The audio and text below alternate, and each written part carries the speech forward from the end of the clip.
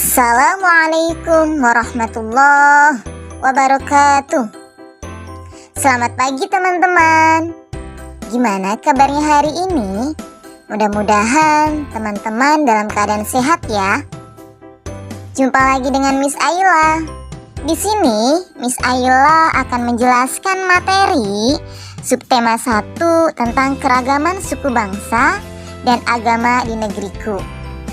Oke, sebelum kita memulai pembelajaran pada hari ini, mari sama-sama kita membaca basmalah.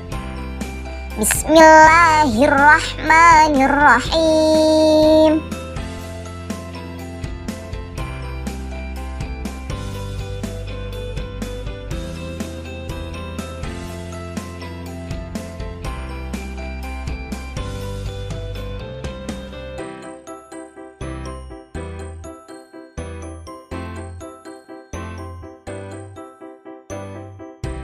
Teman-teman tahu tidak bahwasanya Indonesia itu terdiri atas ribuan suku bangsa loh teman-teman, yang tersebar di seluruh pulau di Nusantara.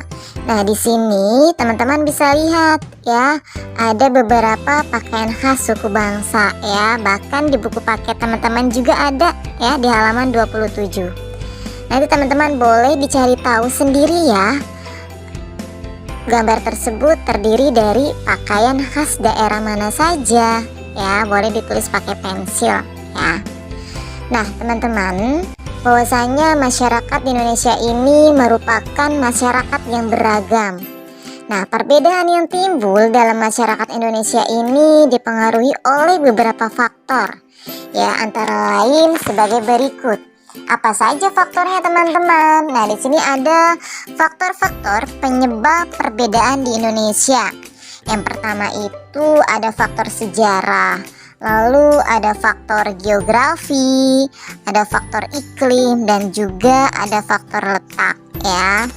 Faktor sejarah. Jadi teman-teman, di dalam sejarah ini dinyatakan bahwasanya nenek moyang bangsa Indonesia itu berasal dari daerah Yunan Selatan ya, atau yang biasa disebut dengan Indochina. Pada waktu itu bangsa Yunan Selatan sudah mulai berkembang nih teman-teman ya, dengan membawa kebudayaannya masuk ke Indonesia. Nah, selain dengan berkembangnya zaman, kemudian datanglah bangsa-bangsa asing ke Indonesia. Mereka kemudian berinteraksi dengan penduduk setempat sehingga terjadi pembauran. Nah, bangsa asing yang datang dan berbaur dengan penduduk asli yaitu bangsa India, Arab, Belanda, dan Tiongkok. Jadi mereka ini membentuk budaya baru hasil pembauran yang kemudian menjadi ciri budaya di masing-masing daerah ya. Nah, lalu ada apa lagi? Ada faktor geografi nih ya. Jadi teman-teman, Indonesia ini merupakan negara yang sangat luas yang terdiri dari kepulauan. Nah, setiap pulau dibatasi oleh lautan teman-teman. Di samping itu, Indonesia juga merupakan negara dengan banyak pegunungan. Karena kedua faktor tersebut, maka di Indonesia terdapat batas geografi. Nah, lalu pembatasan laut menyebabkan munculnya hambatan dalam melakukan hubungan di antar pulau-pulau. Nah, masing-masing pulau kemudian berkembang sesuai dengan alam yang ada di sekitar daerahnya ya. Oke. Lalu teman-teman, pembatasan akibat gunung yang tinggi dapat menghambat hubungan antara satu daerah dengan daerah lain. Dalam satu pulau ini terdapat banyak suku bangsa karena adanya hambatan berupa pegunungan. Lalu faktor yang ketiga itu apa? Yang ketiga itu adalah faktor iklim ya. Nah, iklim di Indonesia ini berupa iklim tropis yang panas. Iklim yang ada di suatu daerah dapat berbeda-beda loh teman-teman. Jadi satu daerah dengan daerah lainnya itu berbeda-beda, tidak sama ya. Hal ini dinamakan dengan iklim setempat. Faktor iklim setempat dapat menyebabkan perbedaan cara hidup masyarakat ya. Nah, daerah beriklim panas dengan banyak sinar matahari dan curah hujan yang tinggi akan menjadi daerah yang subur ya teman-teman ya. Karena itu masyarakat pada daerah tersebut pada umumnya bermata pencaharian sebagai petani ya, karena daerahnya subur ya. Oke, lalu daerah beriklim panas tetapi sedikit turun hujan menyebabkan daerah tersebut kurang subur. Nah, daerah ini banyak ditumbuhi semak belukar dan rumput sehingga menjadi padang rumput yang luas. Masyarakat yang tinggal di daerah seperti ini berkembang dengan pola hidup sebagai peternak ya. Jadi teman-teman, daerah yang subur itu biasanya ditanami dengan tumbuhan-tumbuhan ya. Ya, banyak sekali yang bermata pencaharian sebagai petani jika daerahnya subur. Ketika daerahnya tidak subur atau kurang subur ya, biasanya mata pencahariannya itu sebagai apa teman-teman? Sebagai peternak ya. Nah, kondisi masyarakat seperti ini misalnya terjadi pada suku bangsa di wilayah Nusa Tenggara seperti Flores ya, Timor dan juga Sumbawa. Nah, daerah beriklim panas di pinggir-pinggir pantai menyebabkan masyarakatnya menjadi nelayan ya, yang mengembangkan budaya menangkap ikan ya. Nah, pola hidup sebagai nelayan tentu berbeda dengan pola hidup masyarakat yang mengolah tanah. Oke, lalu yang terakhir ada faktor letak. Nah, ini teman-teman, Indonesia ini terletak pada wilayah yang strategis dalam persimpangan lalu lintas dunia. Nah, letak Indonesia secara geografis adalah antara dua benua, yaitu benua Asia dan Australia, serta antara dua samudra, yaitu Samudra Pasifik dan juga Hindia. Posisi Indonesia tersebut menjadikan Indonesia sebagai negara terbuka. Artinya apa? Artinya negara Indonesia ini sangat mudah untuk mengadakan kontak budaya dengan bangsa asing melalui pelayaran dunia ya. Jadi ramainya lalu lintas perdagangan antara negara yang tidak mau harus melalui Indonesia menyebabkan banyak pedagang asing yang singgah di Indonesia.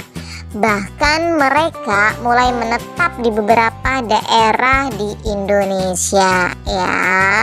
Jadi itu ya teman-teman, faktor-faktor penyebab perbedaan di Indonesia. Ada 4 faktornya ya, perlu teman-teman ingat. Ada faktor sejarah, faktor geografi, faktor iklim, dan juga faktor letak. Oke teman-teman, di sini ada beberapa faktor penyebab punahnya bahasa daerah ya. Nanti misalnya akan jelaskan satu persatu. Nah, sebelum misalnya jelaskan, misalnya mau bertanya nih sama teman-teman ya. Teman-teman jika melakukan percakapan baik itu di rumah maupun di sekolah, biasanya teman-teman menggunakan bahasa apa ya? Apakah teman-teman menggunakan bahasa daerah masing-masing atau menggunakan bahasa Indonesia? Karena kalau bahasa Indonesia itu biasanya dipahami oleh semua daerah. Ya, kalau bahasa daerah kita sendiri belum tentu teman-teman kita paham atau mengerti apa yang kita bicarakan ya. Mungkin kita bisa menggunakan bahasa daerah kita itu ketika kita berada di rumah ya, bicara dengan keluarga kita ya, karena memang satu daerah, atau melakukan percakapan dengan tetangga yang memang satu daerah tetangga kita. Tapi ketika kita berada di wilayah lain atau berada di sekolah atau di dunia kerja, biasanya itu karena kita gabungan ya dengan teman-teman yang berasal dari berbagai macam daerah, berbagai macam bahasa daerah gitu. Kebanyakan mereka itu menggunakan bahasa Indonesia karena mudah dipahami. Kalau masing-masing daerah bicara menggunakan bahasa daerahnya sendiri, otomatis teman-teman yang beda daerah itu tidak mengerti apa yang sedang kita bicarakan ya. Oke, di sini misalnya akan sebutkan beberapa faktor penyebab punahnya bahasa daerah. Oke, yang pertama itu semakin berkurangnya penutur dikarenakan sifat peduli dari penutur bahasa itu sendiri. Penutur itu apa sih? orang yang memiliki kemampuan dalam berbicara, ya, berbicara mengenai bahasa daerah tersebut, ya. Jadi sudah tidak ada lagi gitu, bahkan jarang sekali, kecuali ya memang sama-sama satu daerah, ya. Kayak misalkan orang Jawa bertemu dengan orang Jawa, otomatis bicaranya menggunakan bahasa daerah Jawa. Betawi bertemu dengan orang Betawi, ya menggunakan bahasa Betawi karena mereka sama-sama paham, sama-sama mengerti, ya. Nah, lalu di sini ada banyak anak yang diajari bahasa Indonesia, bahkan bahasa asing oleh orang tuanya, dan tidak diajari bahasa daerah. Zaman sekarang itu ya kebanyakan memang anak-anak diajarkannya bahasa Indonesia. Ya, jadi sepertinya udah lupa dengan bahasa daerahnya masing-masing. Bahkan orang tua itu lebih bangga mengajarkan anaknya bahasa asing, ya bahasa Inggris terutama, ya teman-teman ya. Jadi ya jarang sekali ya ada orang tua yang mengajarkan anaknya bahasa daerahnya sendiri seperti itu, ya. Lalu yang ketiga, tidak semua sekolah mengajarkan bahasa daerah, ya. Nah, apa sih biasanya yang ada di sekolah itu bahasa daerah apa? Biasanya Sunda, ya. Ada mata pelajaran bahasa Sunda. Selebihnya itu tidak ada, ya. Bahasa Betawi atau bahasa Jawa itu tidak ada di sekolah, ya. Adanya bahasa Sunda yang digunakan. Itu pun tidak semua sekolah yang masih menggunakan pelajaran bahasa Sunda, ya. Oke, jadi sekolah-sekolah itu lebih fokus kepada bahasa Indonesia yang mereka ajarkan kepada siswa-siswinya, ya. Jadi itu teman-teman, faktor penyebab punahnya bahasa daerah.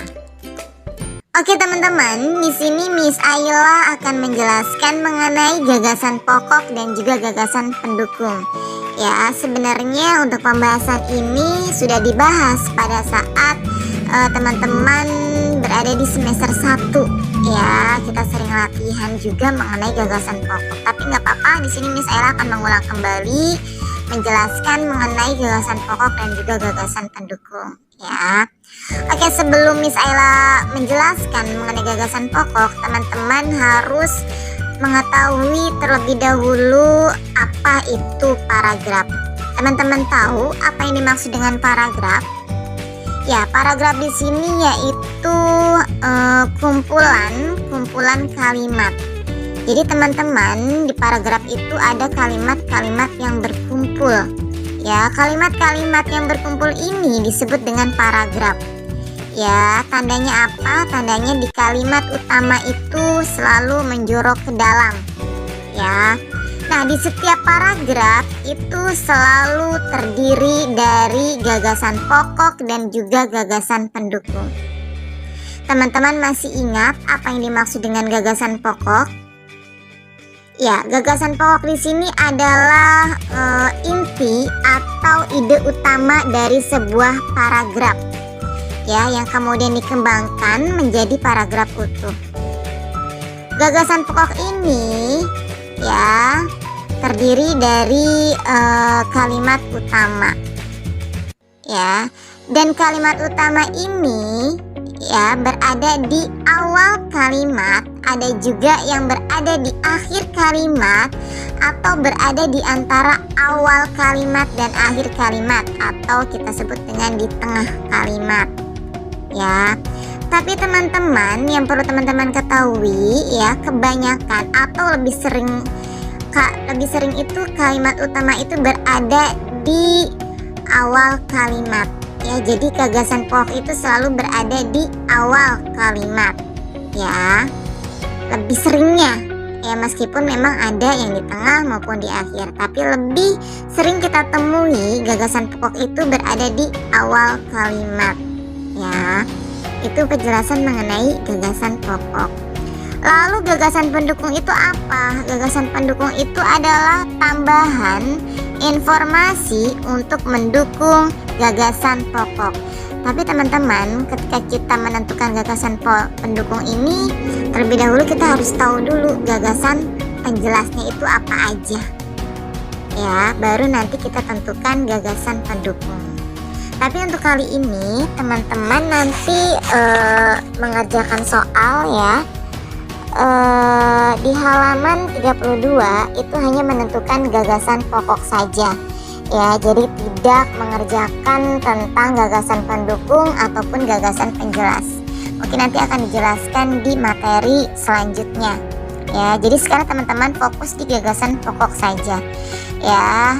Miss Ella yakin teman-teman pasti masih ingat bagaimana cara menentukan gagasan pokok ya. Jadi yang teman-teman perlu ingat bahwasanya gagasan pokok itu adalah ide utama, inti dari paragraf itu. Apa sih sebenarnya di paragraf itu, apa yang sering dibahas itu, apa yang sedang dibicarakan ya, itu adalah gagasan pokok. Oke, jadi teman-teman nanti silakan baca ya paragraf di halaman 31 sampai 32. Nanti silakan teman-teman tentukan gagasan pokoknya. Oke. Nah, teman-teman, di sini ada cara mencari gagasan pokok ya. Tadi sudah Miss Ella jelaskan ya. Gagasan pokok itu adalah atau bisa kita sebut dengan kalimat utama. Nah, di kalimat utama ini ya ada di awal paragraf, ada di akhir paragraf, dan ada juga di awal dan di akhir paragraf. Maksudnya di antara paragraf awal dan paragraf akhir, atau bisa disebut dengan di tengah-tengah ya teman-teman ya. Ya. Lalu, dan selanjutnya Miss Ayla akan membahas mengenai bahasa daerah. Sebelumnya perlu kita ketahui nih ya, apa sih ini maksud dengan bahasa?